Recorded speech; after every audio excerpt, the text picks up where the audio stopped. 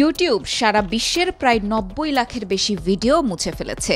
৯৬% কৃত্রিম বুদ্ধিমত্তার মাধ্যমে এবং ৫৩% ভিডিও দর্শকের কাছে পৌঁছানোর আগেই সরিয়ে দেয়া হয়। এর মধ্যে বাংলাদেশি ভিডিওই ছিল ১,৫২,০৫১টি।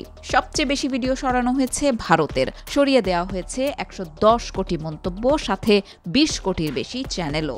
কারণ ছিল উগ্রবাদিতা, নগ্নতা এবং স্প্যাম ভিডিও প্রচার এবং শিশুদের জন্য অনুপযোগী কন্টেন্ট।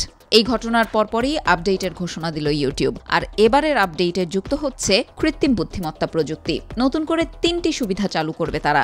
চলুন জেনে নেওয়া যাক কি সেই সুবিধাগুলো।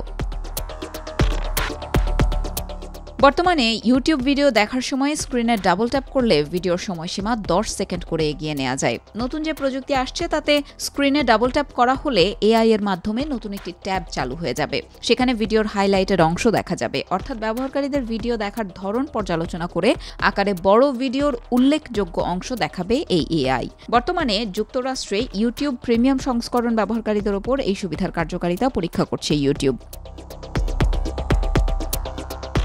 অনেক সময় ভিডিওতে অসংখ্য মন্তব্য জমা হয়, তবে সময়ের অভাবে সব মন্তব্য পড়ার সুযোগ হয় না। নতুন এই সুবিধা চালু হলে ব্যবহারকারীরা ইউটিউব ভিডিওতে থাকা মন্তব্য টপিক বা নিউয়েস্ট এই ২ বাটনের মাধ্যমে ফিল্টার করতে পারবেন।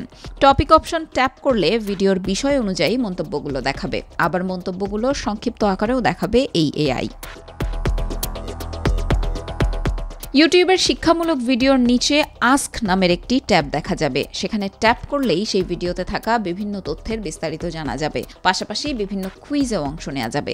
প্রাথমিকভাবে সবগুলো সুবিধাই ইউটিউবের প্রিমিয়াম ভার্সনে নির্দিষ্ট সংখ্যক ব্যবহারকারীরা পরীক্ষামূলকভাবে ব্যবহার করতে পারছেন। তাদের মতামতের ভিত্তিতে পরবর্তী পদক্ষেপ নেবে ইউটিউব।